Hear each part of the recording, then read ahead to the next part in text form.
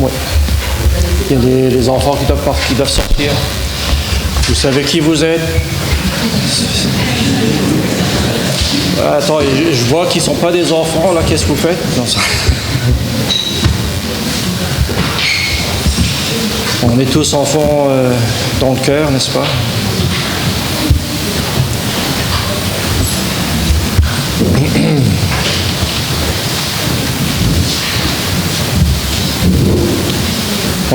En attendant qu'ils terminent à sortir pour aller à leur culte qui sera plus à leur niveau et plus intéressant pour eux, je demande de tourner avec moi dans l'évangile de Jean, chapitre 14.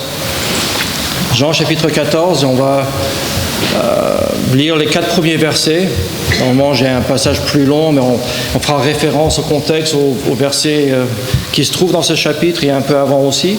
Mais on lira juste les 4 premiers versets et après, on remettra ce temps entre les mains du Seigneur par un mot de prière.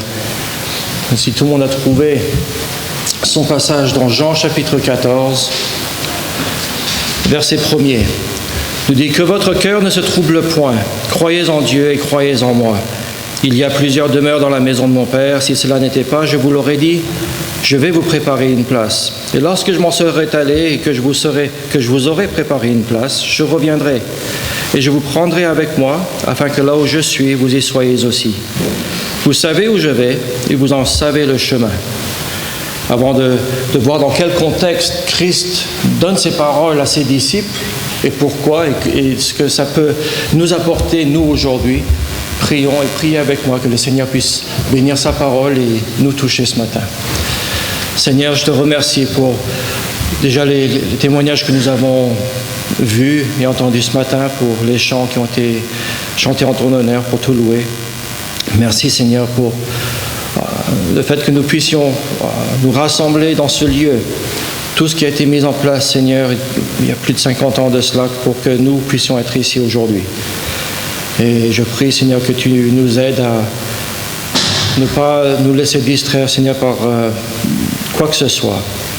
Mais aide-nous, Seigneur, à t'apporter notre attention et de pas seulement entendre, Seigneur, ce que tu as écouté, mais de prendre à cœur les vérités que tu voudrais nous partager. Que tu sois honoré et glorifié, Seigneur, par ta parole, par la manière qu'elle est reçue. Et je prie que tu m'aides, Seigneur, que je puisse apporter ta parole avec clarté et fidélité. Et que tu sois honoré et glorifié en toutes choses. Au nom de Jésus-Christ, nous prions. Amen.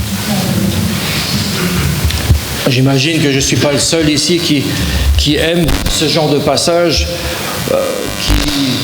c'est toujours plaisant à lire, de voir, surtout à cause du fait que Christ, Jésus lui-même nous dit, il nous donne la promesse qu'il va lui-même nous préparer une place au ciel. C'est quelque chose, c'est une merveilleuse promesse. On a beaucoup de belles promesses à travers la Bible, mais celle-ci, pour n'importe quel croyant, devrait être une promesse qui nous encourage, qui nous fortifie. Mais avant de nous donner cette promesse, vous aurez remarqué qu'il commence tout de suite avec ce chapitre, avec ce verset, cette vérité, que votre cœur ne se trouble point, croyez en Dieu et croyez en moi. Et j'aime le fait qu'il utilise ce mot trouble, parce qu'on connaît qu'il y a d'autres passages.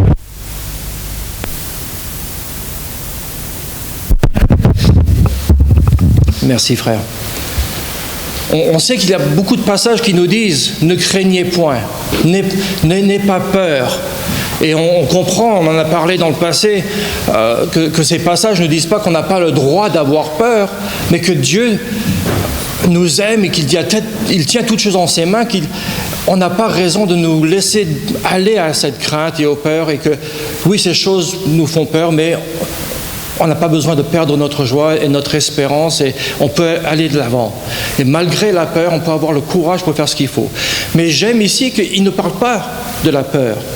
Il dit que votre cœur ne se trouble point. C'est inférieur à la peur. C'est pas aussi grand et aussi fort que la peur. Il dit, mais même pour les choses qui ne sont pas aussi extraordinaires et grands, même ça, je veux ce qu'il y a de meilleur pour toi. Ce mot troublé, on pourrait le traduire également par juste agité. C'est pas que on est préoccupé, ce n'est pas qu'on est déstabilisé, c'est juste on n'est pas confortable, il y a quelque chose qui ne va pas.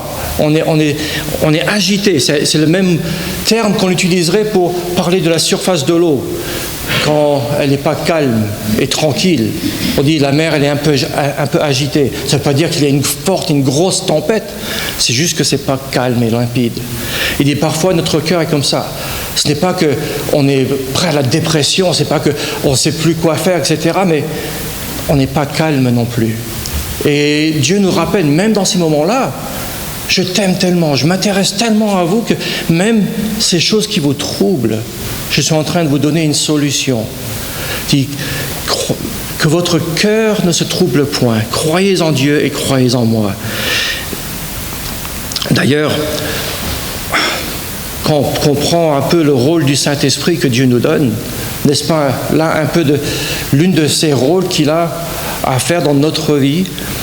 Dans notre passage, un peu plus tard, il va en parler, versets 16 et 18, il va nous dire, oui, c'est vrai, je vais vous quitter, mais je vous donne le Saint-Esprit. Verset 16, il dit, et moi je prierai le Père, il vous donnera un autre consolateur, afin qu'il demeure éternellement avec vous. Il dit, un autre, moi je suis déjà votre consolateur auprès de vous. Je fais des miracles, je guéris, je fais ceci, je soigne, je tranquillise, j'enseigne. Je fais tout pour vous. Mais c'est vrai que je vais partir. Mais je ne vous laisse pas seul. Comme il va dire au verset 18, je ne vous laisse pas orphelin. Je vous ne laisserai pas orphelin, je viendrai à vous. Il dit, je vous donne le Saint-Esprit, un autre consolateur. Rien que le terme qu'il lui donne devrait nous encourager. Pas le juge, pas le bourreau, pas le surveillant, pas le policier qui regarde pour voir dès qu'on fasse la moindre faute pour nous reprendre. Il nous envoie le consolateur. Ce n'est pas le seul rôle qu'il a, mais c'est le primordial qu'il mentionne quand il dit qu'il va nous l'envoyer. Ce n'est pas un rôle qu'on doit prendre à la légère. Et il dit, verset 26, il le rappelle, mais le consolateur, l'Esprit Saint, au cas où vous ne l'avez pas encore compris, que le Père enverra en mon nom, vous enseignera toutes choses et vous rappellera tout ce que je vous ai dit. C'est l'une des façons qu'il va nous consoler. C'est nous rappeler les promesses de Dieu, nous rappeler de la personne de Dieu. Il dit que votre cœur ne se trouble point, croyez en Dieu et croyez en moi. Et le Saint-Esprit est là pour rappeler à chacun de ses enfants, à chaque chrétien, rappelle-toi qui Dieu est, rappelle-toi ce que Christ a fait pour toi, rappelle-toi des vérités, des promesses que tu trouves dans la parole de Dieu. Et on n'est plus aussi agité, on commence à être calmé, on commence à être d'accord, les choses vont mieux. Si on écoute, si on fait attention à ce que le consolateur veut nous donner. C'est d'autant plus encourageant quand on prend en considération le moment où Christ partage ses vérités avec ses disciples. Je ne sais pas si vous connaissez, si vous remarquez un peu le contexte général, mais dans très peu de temps, Christ savait qu'il allait être trahi. Christ savait qu'il allait passer par toutes les peines et les souffrances de la crucifixion, et malgré cela, on le voit dire à ses disciples que votre cœur, que vos cœurs ne se troublent point. Si c'était nous, on aurait certainement l'attitude qu'on fasse attention à nous. Et je vais passer par des moments difficiles. Et j'ai des souffrances. Et j'ai des besoins. Faites attention à moi un peu. Christ savait qu'il allait faire passer tout cela. Il a été même en train d'en parler à ses disciples. Mais il prend le temps de les conseiller, eux, de les aider, eux, en avance, que votre cœur ne se trouble point. Croyez en Dieu et croyez en moi. Et il vient de dire, on ne va pas le temps de lire, mais dans le chapitre 13, juste avant, il vient de leur dire qu'il allait être trahi, juste à la fin de ce chapitre. Il vient de leur dire, je vais pas seulement être trahi, mais je vais être trahi par l'un d'entre vous. Et il vous dit, mais qui ? Et il répond, ce passage, j'ai toujours du mal à la comprendre. Parce que je vois, il dit, mais lequel d'entre nous va te trahir ? Et il leur dit, celui avec qui je trempe le morceau de pain. Et il le trempe et il le donne à Judas. Si j'étais l'un des 11, je lui sauterais dessus.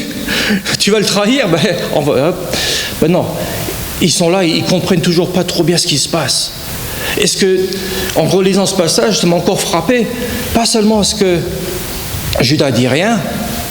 Il dit, mais non, moi je ne pourrais jamais. Mais non, mais certainement pas moi. Et il parle que dès qu'il ait dit cela, qu'il est parti, qu'il s'est levé, qu'il s'est parti. Mais ce qui m'a frappé, c'est qu'il ne s'est pas seulement levé et parti, il a pris le morceau de pain. Pourquoi prendre ce morceau de pain que Christ lui donne pour partir? Mais il ne pouvait pas s'en empêcher. C'était la marque, c'était l'évidence, la preuve. Oui, je suis cette personne qui va te trahir. Il le prend, il s'en va avec.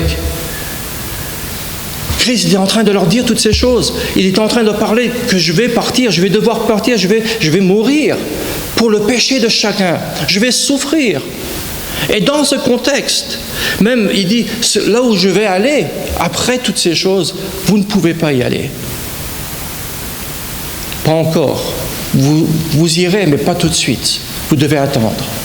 Et c'est suivant toutes ces choses, Christ dit que votre cœur ne se trouble pas. Je comprends que ce que je vous dis, ça vous trouble. Et ça peut apporter des questions. Et vous êtes pas calme, mais je dis que votre cœur ne se trouble point. Croyez en Dieu et croyez en moi. Et j'aimerais qu'on regarde aux 3 choses que Christ donne à ses disciples pour les aider, pour calmer leur cœur. Il va leur donner une vérité et 2 promesses. Une exhortation, si vous préférez, et 2 promesses. La première, la vérité ou l'exhortation, pour la solution de Christ contre un cœur troublé, c'est tout simplement, verset 1, de croire. Croyez en Dieu et croyez en moi. C'est ce qui est de plus basique. N'est-ce pas merveilleux que la solution la plus pratique, la plus efficace ne se repose pas dans ce que nous pouvons faire, dans nos capacités, dans ce qu'il m'est possible d'accomplir, mais de simplement croire. Pas croire en n'importe quoi, bien entendu. Mais regardez les versets 10 à 12. Et il continue dans cette pensée plus tard, il dit « Ne crois-tu pas que je suis dans le Père et que le Père est en moi ?» Croyez en Dieu et croyez en moi. Ce que tu crois de Dieu, ce que tu crois de Christ déterminera si tu auras un cœur troublé ou non. Ne crois-tu pas que je suis dans le Père et que le Père est en moi? Les paroles que je vous dis, je ne les dis pas de moi-même, mais le Père qui demeure en moi, c'est lui qui fait les œuvres. Croyez-moi, je suis dans le Père et le Père est en moi. Sinon, croyez du moins à cause de ses œuvres. Si vous n'arrivez pas à croire parce que je vous le dis, voyez, regardez, examinez les œuvres que je fais, que seul Dieu pourrait faire ces choses. Verset 12, en vérité, je vous le dis, celui qui croit en moi fera aussi les œuvres que je fais, il en fera de plus grandes, parce que je m'en vais au Père.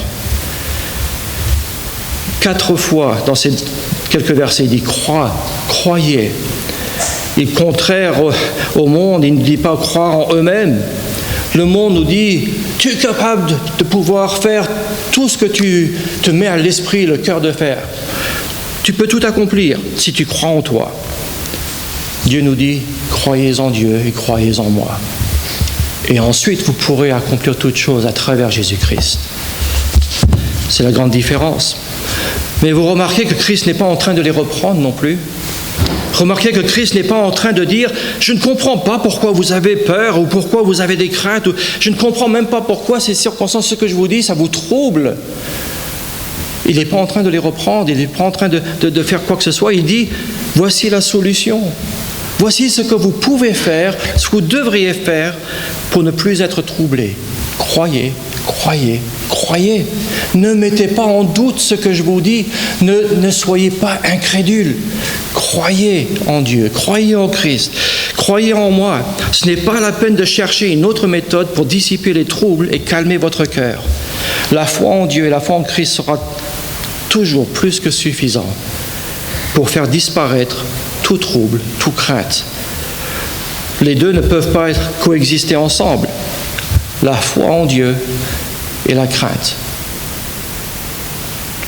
L'un doit donner place à l'autre. Et le fait qu'il le répète, de croire en Dieu et de croire en Christ, le fait qu'il ajoute ces deux me fait penser que si je suis troublé, je dois croire en Dieu, me rappeler qui il est, ses attributs. Et si je continue à être troublé quand même, que je me rappelle de la personne de Christ, qui il est et ce qu'il a fait pour moi, sa grâce, sa miséricorde.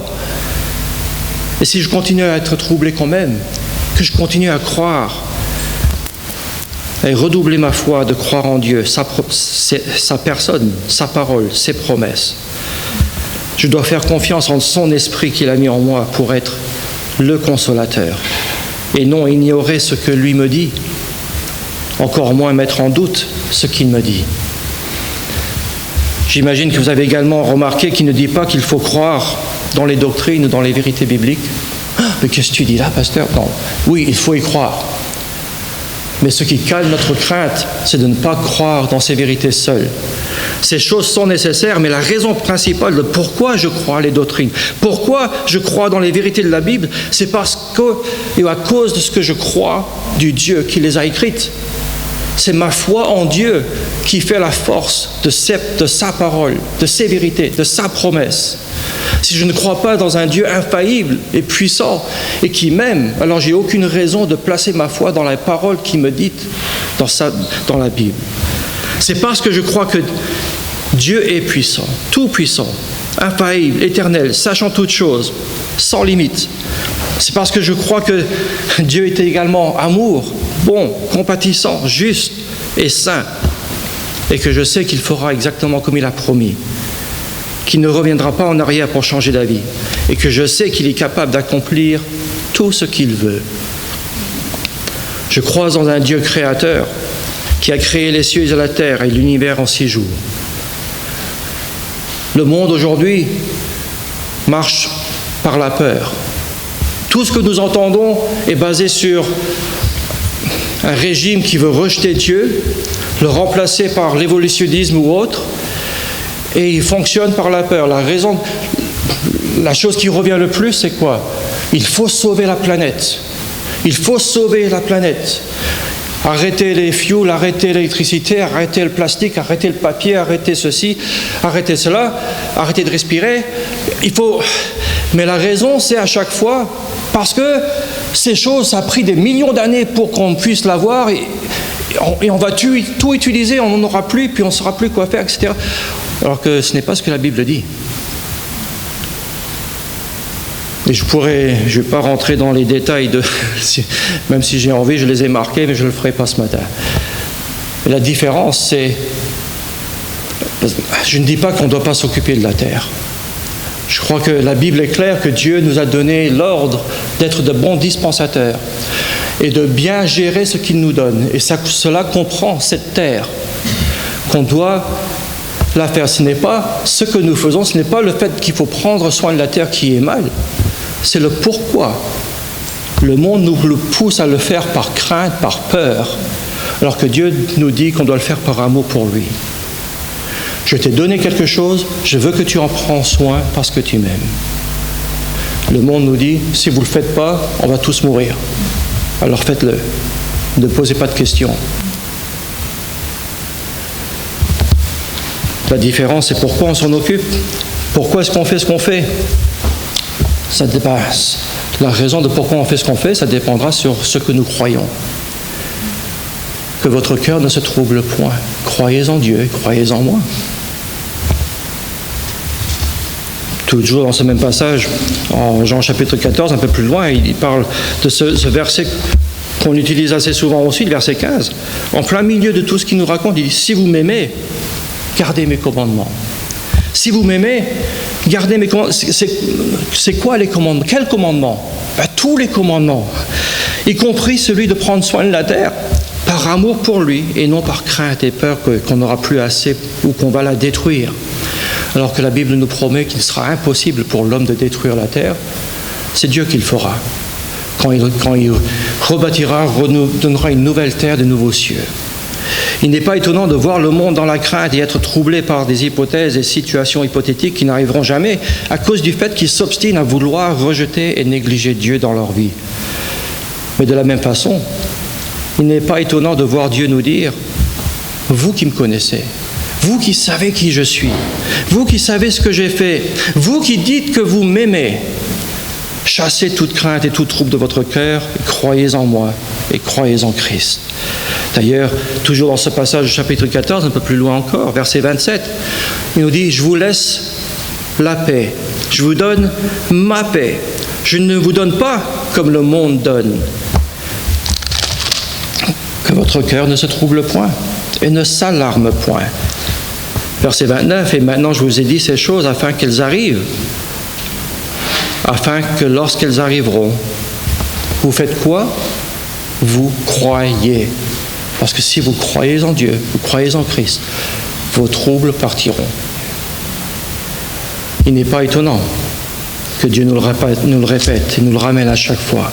Il dit, si vous voulez avoir un cœur calme, commencez avec cela. Je vous exhorte de prendre cette vérité à la lettre.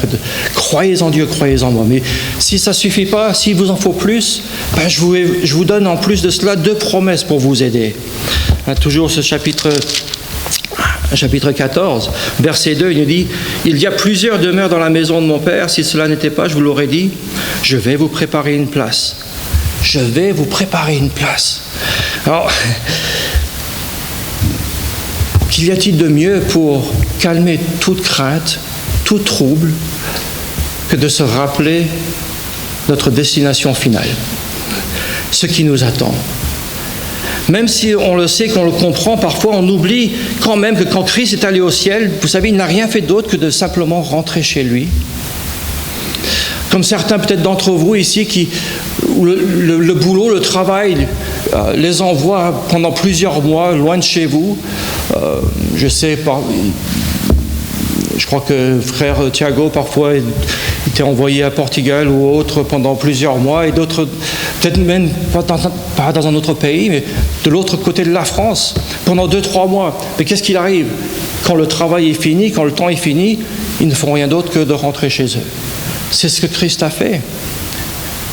Il est parti de chez lui, du ciel, pour prendre forme humaine, vivre ici. On sait pourquoi, on ne va pas recaper toute la chose. Et quand il était le moment pour lui de remonter au ciel, il n'a rien fait d'autre que de enfin rentrer chez lui. Lui pouvait parler, de commencer chez lui, et on peut essayer d'imaginer, de comprendre comment c'est, mais sans vraiment avoir une vraie compréhension, parce qu'on n'y est pas nous-mêmes, on n'y est jamais allé. Il y a beaucoup de pays, je ne suis jamais allé, je peux avoir des vidéos, je peux voir des photos, je peux avoir les expériences des uns et des autres ici qui ils y sont allés, surtout si c'est chez vous, mais je ne la comprendrai pas, ce lieu tel que vous le comprenez. Et Christ a essayé d'expliquer un peu comment c'est chez lui, tout en sachant qu'on ne comprendra jamais, tant qu'on n'y est pas nous-mêmes. Pour nous, le ciel, c'est encore un endroit un peu distant, un endroit qu'on attend avec impatience, certes, mais qu'on ne connaît pas bien. Et Christ nous a parlé de son chez lui, il nous a expliqué un peu. Christ savait parfaitement comment c'est. Il savait que son temps sur terre allait bientôt être fini et qu'il sera de retour chez lui. Mon imagination, qui pourtant peut être assez débordante, elle me faille. Me faille dans le sens pas d'essayer d'imaginer comment est le ciel, mais je n'arrive même pas à imaginer la réception que Christ a reçue quand il est retourné au ciel ce jour-là. Pour enfin s'asseoir à la droite de Dieu, ça a dû être quelque chose de magnifique, une célébration sans précédent. Parce qu'il est impossible de croire que Christ est retourné au ciel et que tout le monde est retourné à sa tâche comme si de rien n'était. Christ était parti pour prendre cette forme humaine, il revient non comme il est parti, il revient avec un corps glorifié qui montre encore les marques des clous et de la lance. Il revient différent de quand il était parti, mais sans avoir perdu de quoi que ce soit de sa divinité non plus. Quelle réjouissance ça a dû être! Quelle fête, quelle louange et chant que devaient apporter les myriades d'anges et de séraphins et d'archanges. Quelle réception il a dû recevoir! Ce que nous appelons, vous savez, l'entrée triomphale que Christ a eue, par exemple en Marc chapitre 11, quand il était assis sur le dos de cette ânesse et les gens venaient apporter les louanges alors qu'il rentrait dans Jérusalem, ils mettaient des vêtements sur son chemin et d'autres qui allaient couper des branches pour les mettre sur son chemin et ils criaient « Hosanna, Hosanna !» C'est bien pâle figure de ce qu'il a dû recevoir au ciel quand il est retourné. Et avec tout le respect que je dois et que je veux donner à notre frère et ami Paul Dédéan, je sais que lui aussi a été reçu, les bras ouverts. Je crois que chaque chrétien qui entre au ciel, qu'il n'y en ait pas un seul qui rentre au ciel inaperçu. La Bible nous dit que même pour le salut d'un seul, les anges se réjouissent. Mais alors, pour la venue d'un seul, il y a une grande réjouissance du fait qu'ils sont enfin maintenant dans le repos du Seigneur. Mais même nous, même la célébration que nous allons recevoir quand nous nous arriverons au ciel, c'est quand même rien comparé à celui du Fils de Dieu, quand il est revenu avec sa tâche accomplie en tant que Sauveur, Seigneur, Maître, Roi des rois.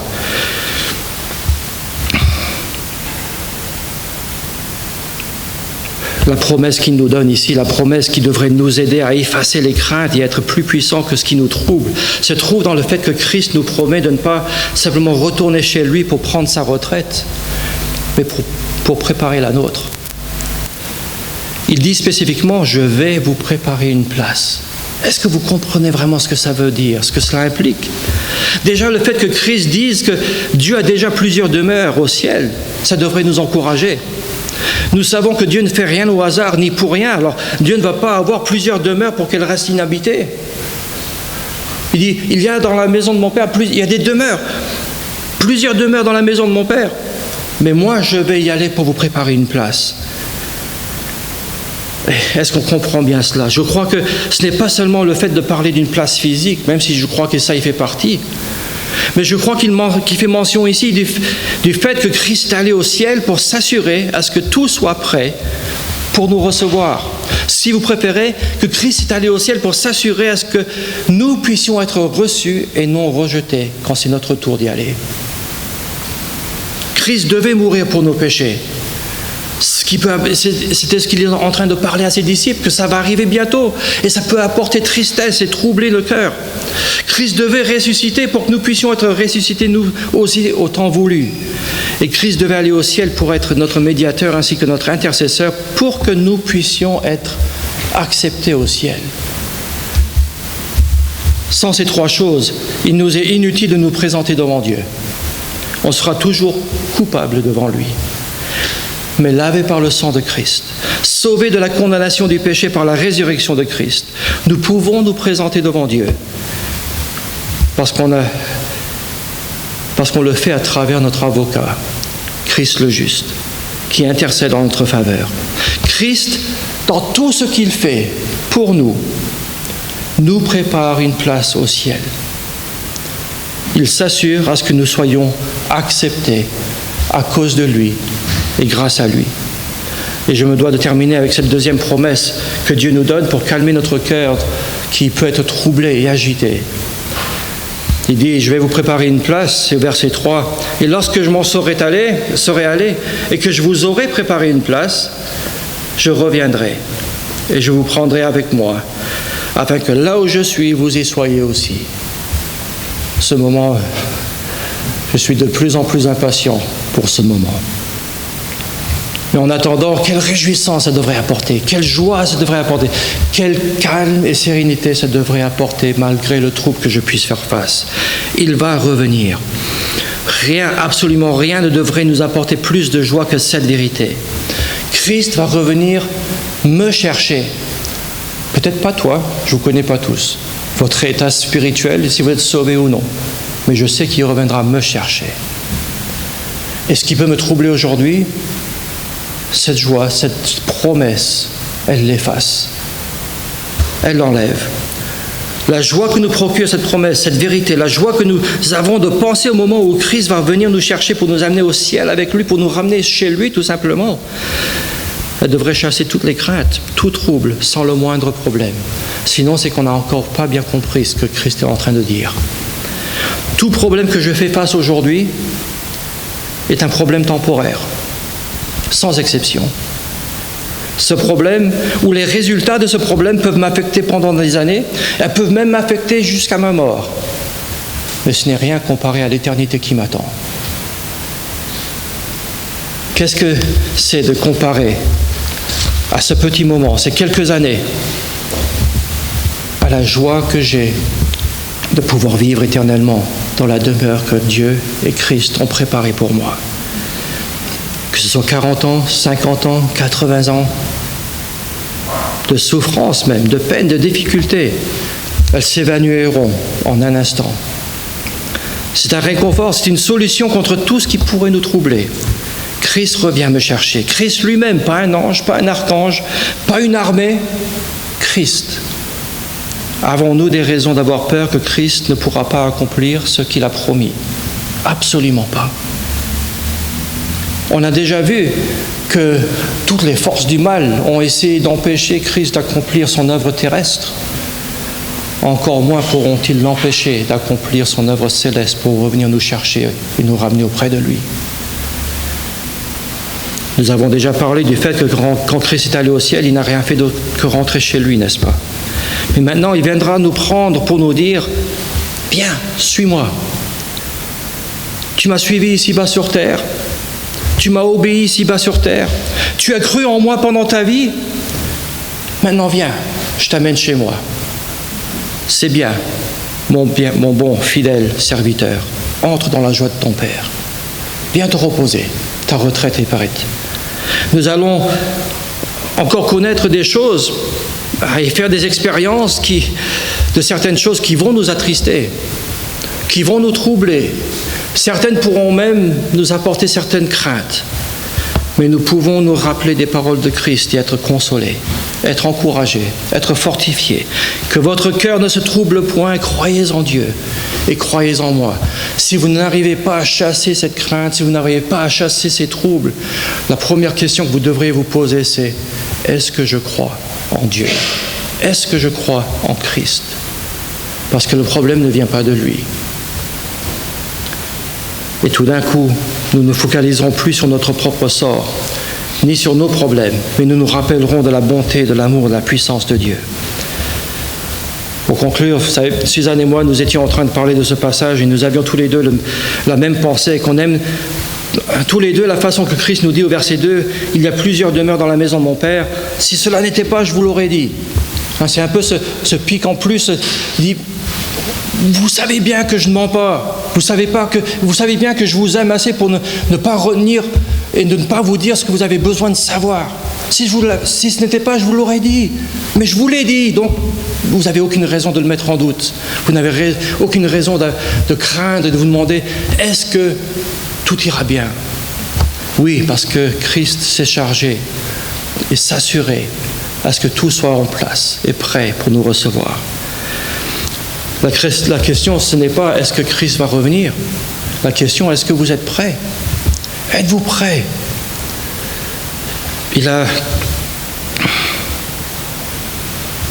Si vous permettez, on va terminer un peu différemment ce matin. Alors, je vais terminer en donnant à mon tour un peu mon témoignage de notre frère Paul Dédéan. Et avec une pensée pour suivre cela, et on terminera par un mot de prière. Il y a plusieurs personnes qui ont fait que Dieu a utilisé dans ma vie pour faire qui je suis aujourd'hui. Et Paul Dédéan était une de ces personnes. Je n'ai pas connu Paul de la même façon que beaucoup ici. Lui m'a connu alors que je n'avais que quelques années. Je le voyais sans savoir qui c'était. Et avec les années, j'ai pu grandir et lui m'a vu grandir plutôt. J'étais au camp avant d'avoir l'âge d'être campeur, alors que c'était interdit normalement. J'étais au camp à travers toutes mes années de pré-ado. J'étais au camp à travers toutes mes années d'ado. J'ai ensuite eu la joie de servir à ses côtés en tant que moniteur, puis ensuite en tant que prédicateur, puis ensuite en tant que monicateur. Parfois, il faut utiliser plusieurs chapeaux, mais jamais dans la cuisine, pas savoir. Mais par la suite, j'ai encore eu la joie de le servir à ses côtés en devenant membre de l'association du Camp de la Bonne Nouvelle. Et à chaque fois, que ce soit en tant que campeur, en tant que moniteur, en tant que prédicateur, etc., j'ai pu voir un aspect différent de notre frère, un point de vue différent. On a passé bien des moments à parler. Il aimait beaucoup parler. Et quand il disait « Viens, qu'on parle ensemble », ça veut dire « Assis-toi et écoute ». Et tu prenais plaisir à écouter. Il pouvait me parler de choses qu'il avait peut-être du mal à parler avec d'autres. Parce qu'il parlait comme d'un berger envers un autre berger. Donc on parlait des joies et de la peine de la famille, mais aussi du ministère. Et une chose qu'on peut dire de lui, c'est à mon avis, et c'est ce qui l'honore le plus, et qu'il avait un amour indéniable pour son Sauveur. Et que c'est parce qu'il aimait Dieu qu'il savait comment nous aimer. Il vous l'aurait dit lui-même, si ce n'était pas pour l'amour que Dieu avait pour lui, il ne nous aimerait pas comme il devrait. Il est l'exemple même d'une personne qui a donné vraiment sa vie entière à Dieu. Non parce qu'il s'y sentait obligé, mais parce qu'il trouvait que c'était la moindre des choses. Parce que son amour pour Dieu était si grand, si réel. Il était pour moi une vie consacrée à 100% pour Dieu, dans toute sa vie, dans tous les domaines. Ça se voyait. À chaque fois que je voyais un aspect différent entre frères, c'était la chose qui revenait à chaque fois. Je le fais parce que j'aime Dieu. Je le fais parce que j'aime Dieu. C'est la moindre des choses que je puisse faire pour lui, avec tout ce qu'il a fait pour moi. Mais je me suis demandé, qu'est-ce qu'on pourrait bien dire ou faire pour honorer Paul de la façon que lui le voudrait? Ce que j'ai conclu, c'est ceci. C'est mon avis personnel. Ceux qui le connaissaient mieux que moi pourraient me dire si je me trompe. Mais la meilleure façon d'honorer Paul n'est pas de dire combien Paul était génial, combien Paul était extraordinaire, et combien c'était une bénédiction de pouvoir le connaître. Même si c'est toutes ces choses, on pourrait en parler très facilement. Mais nous pouvons honorer Paul en aimant le Seigneur de tout notre cœur, de toute notre force, de tout notre être, comme lui l'a fait. La meilleure façon d'honorer Paul est d'être fidèle et obéissant à Dieu, lui rendant gloire en toutes choses et en tout temps, comme lui l'a fait. La meilleure façon d'honorer Paul est de mettre en pratique tous les enseignements bibliques qu'il nous a donnés, non pour lui, mais par amour pour Dieu, comme lui l'a fait. Paul Dédéan, pour moi, n'a pas laissé sa marque dans nos cœurs. Il a laissé la marque de l'amour de Christ dans notre vie.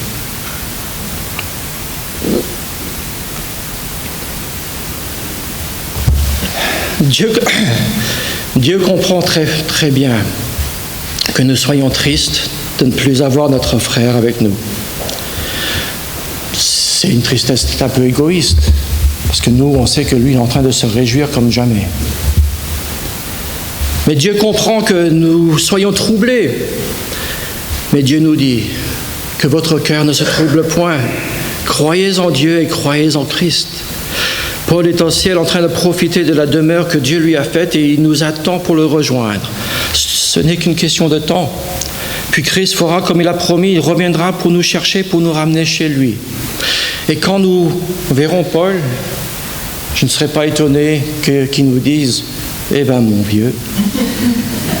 Et on sera obligé de lui répondre « Eh bien, ma vieille ». Et il nous dira « T'en as pris du temps ». Je dis, je sais, mais ça n'en tenait pas qu'à moi.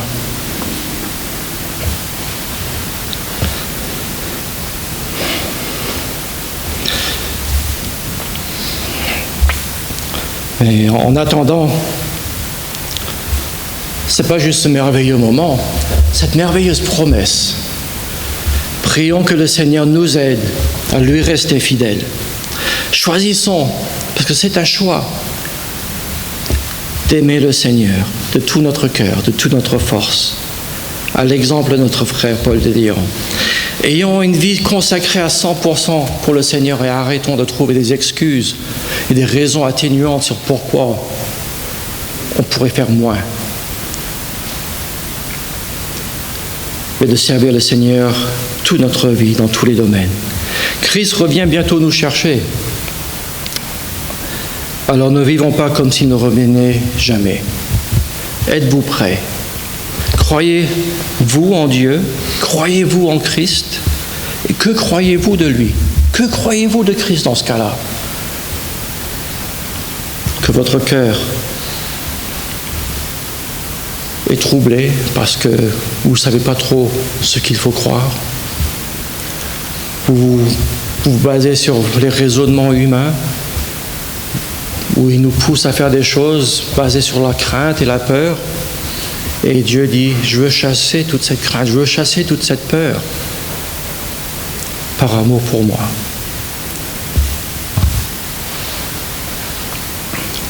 Croyez en Dieu, Croyez en Christ.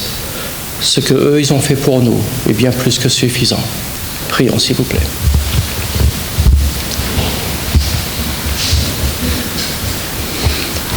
Seigneur, je te remercie pour ces quelques instants dans ta parole ce matin. Je te remercie pour notre frère, notre ami, Paul Dédéon, l'exemple qu'il est pour nous d'un serviteur qui t'aime de tout son cœur, qui te met réellement en premier, pas juste en parole, mais en vérité. Je te remercie, Seigneur, de ce que tu nous aimes tellement, que tu ne te préoccupes pas seulement de nos plus grands soucis, de nos anxiétés, de nos grands problèmes, mais même des petites choses qui nous troublent, et que tu désires à ce que nous puissions vivre dans la joie, avec un cœur calme. Si seulement nous voulons bien placer notre foi en toi et en Christ et en ce qu'il a fait pour nous. Aide-nous ce matin, Seigneur, à ne pas négliger ce que le Saint-Esprit aimerait nous dire et que nous soyons soumis à ta volonté en toutes choses. Que nous puissions te montrer, Seigneur, à quel point nous t'aimons. Au nom de Jésus-Christ, nous prions. Amen.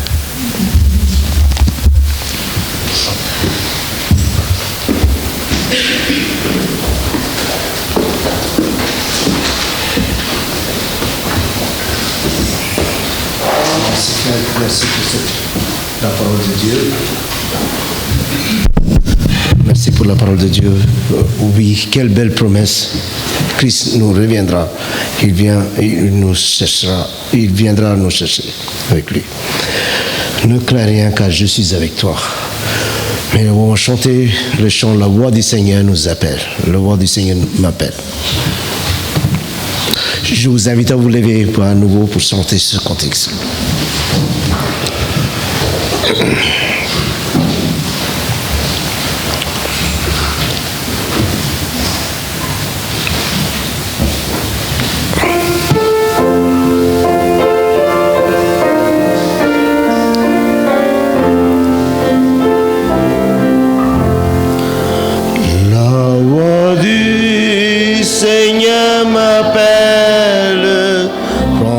Croix et viens sur moi.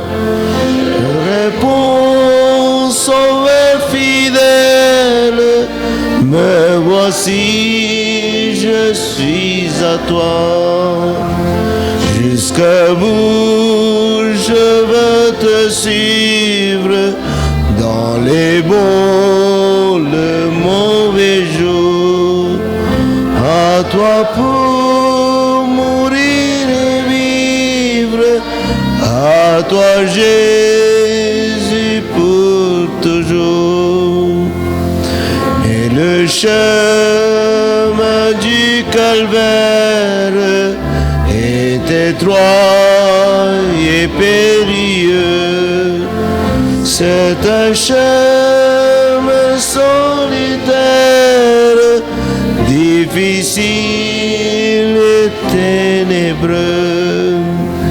Jusqu'à bout, je veux te suivre dans les bons, les mauvais jours.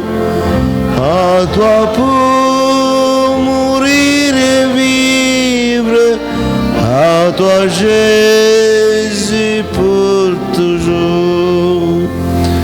Il faut quitter ce qu'on aime, être mal jugé, endurer le jour même du monde, être méprisé. Jusqu'à bout, je veux te suivre dans les bons, les mauvais jours. À toi pour mourir et vivre, à toi Jésus pour toujours. Jésus donne grâce et gloire pour le suivre pas à pas. Lui, joie et victoire, et ici-bas.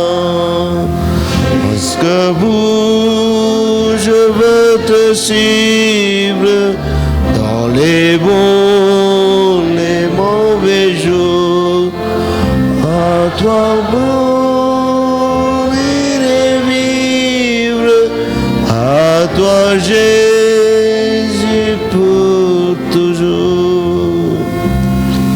Restons debout. Je vais demander frère Guy pour conclure dans la prière, s'il vous plaît. Seigneur, merci de ta présence Seigneur. Merci Seigneur pour ton message, ta parole Seigneur. Éternel, nous pouvons pas nous empêcher Seigneur de nous souvenir de l'esprit de notre frère Paul Seigneur qui auprès de toi maintenant pasteur a pu faire Seigneur son témoignage mon Dieu, qui nous a été rappelé encore la pensée Seigneur tout à l'heure. Que nous puissions aimer, Seigneur, toi comme tu l'as fait, Seigneur. Nous pouvons aimer, Seigneur, de tout notre cœur et marcher avec autre chose devant toi, Seigneur. Béni soit ton Seigneur, Seigneur. Nous te prions, Seigneur, d'être avec tous ces lycées qui sont dans la souffrance, mon Dieu. Tous ces lycées qui ne sont pas venus ce matin, Seigneur, que tu puisses les garder, Seigneur. Béni cette semaine, pour chacun d'entre nous, Seigneur. Et que ce temps soit glorifié dans le nom de Jésus. Amen. Amen. Merci et bon dimanche et bonne semaine à tous.